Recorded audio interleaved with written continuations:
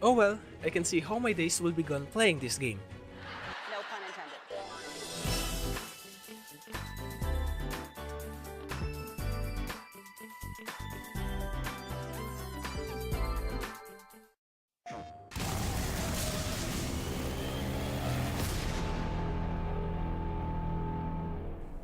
Another PS4 exclusive was just released today.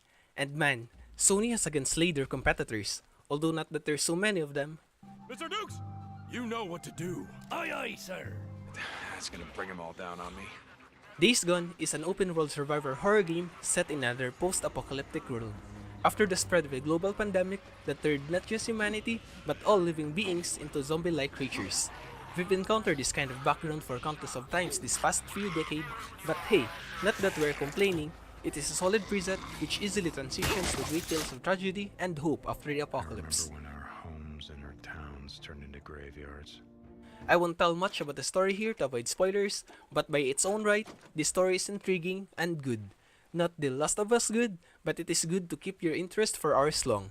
I am actually not that far in the game yet, but these first few hours have me sympathize with our main character and understand what's with this grumpy attitude. The smell of your hair, the touch of your skin. The world is also huge, which is always a big plus for me. The dense forest and the brown rocky mountains are superbly created, that looks pretty at day but dreadful at night. And Deacon, being a former gang member— wait, not you man, I like you but not you, shoo.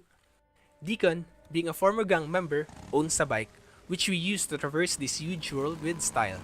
Granted that you're less likely to pick up any chick in this world, and him being much broken after the death of his girl, but riding the bike to travel is so satisfying. Even way better, though more lonely, than the road trips I've made in Final Fantasy 15 and been attached to it more than my horse in Red Dead Redemption. Compounded with great graphics and literally no loading screen, even if you go inside a building, made this world comes to life. And the road trip here will definitely eat much of my time, if not only for the need to fuel for goodness sake. But hey, at least you can still scavenge whatever things you find in the road.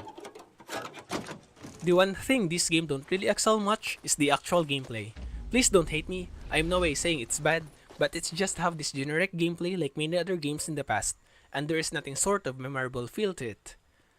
You have a choice to go in guns blazing, or take the stealthy approach to conserve more resources. Deacon is being able to use a variety of weapons, from pistols, machine guns, paddles, bots, bombs, etc.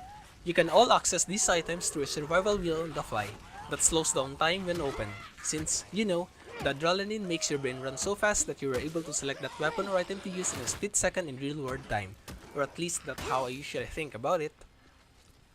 Also, as mentioned, this is partly survival game, and this is due to limited resources you have like the ammos, which forces you to hide and scavenge like a beggar in the middle of a gunfight after coming in guns blazing like a boss, which I think gives funny and some of the best moments I got so far playing this game. Luckily, or maybe sadly, depending on the situation, the enemy AI is as straightforward as it gets. Human enemies shooting like a stormtrooper, and freakers subtly attacking you behind a stone wall. But again, depending on the situation, you may find yourself thankful for them being stupid at times. Else, you might not even survive a night out of the settlement, especially with all these fuckers suddenly coming out of nowhere. And trust me, they are called freakers for some freaking reason. Pandemic spread, trainloads of corpses.